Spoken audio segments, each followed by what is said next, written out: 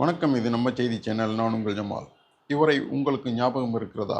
இல்லை என்றால் நீங்கள் சோஷியல் மீடியாவை பற்றி அறியாத ஆள் என்றுதான் நினைத்து கொள்ள வேண்டும். ஓவர் நைட்டில் ஒபாமா ஆனேன் என்று சினிமாவில் காமெடியை பார்த்திருக்கிறோம். அதுபோல்தான் கடந்த ஜனவரி மாதம் ஒரே வீடியோவில் உலக அளவில் வைரலான காந்த கண்ணழகி மோனாலிசா போஸ்லே இவர்தான். உத்தரப்பிரதேச மாநிலம் பிரயாக்ராஜில் கடந்த ஜனவரியில் மகா கும்பமேளா நடந்தது.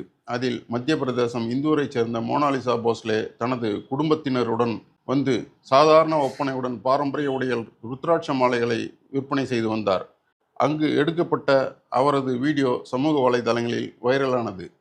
அதன் பிறகு அவர் சம்பந்தப்பட்ட வீடியோக்கள் புற்றீசல்களாய் பெருகின. செல்ஃபி எடுப்பது, வீடியோ எடுப்பது என அவர் மிகவும் பிரபலமானார்.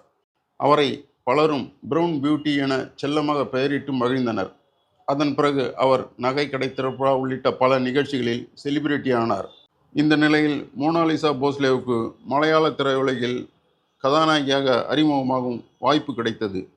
நடிகர் கைலாஷுடன் நாகம்மா என்ற படத்தில் இணைந்து நடித்து வருகிறார். பினு வர்கீஸ் இயக்கும் இந்த படம் இந்த மாத இறுதியில் திரைக்கு வரும் என தகவல்கள் வெளியாகி உள்ளன.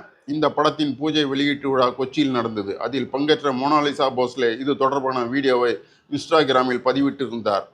அந்த வீடியோவும் சமூக வலைதளங்களில் வைரலாகி இருந்தது. மேலும் படத்தில் அவரது புதிய தோற்றத்தின் காட்சிகளும் வெளியாகி ரசிகர்களை கவர்ந்துள்ளது.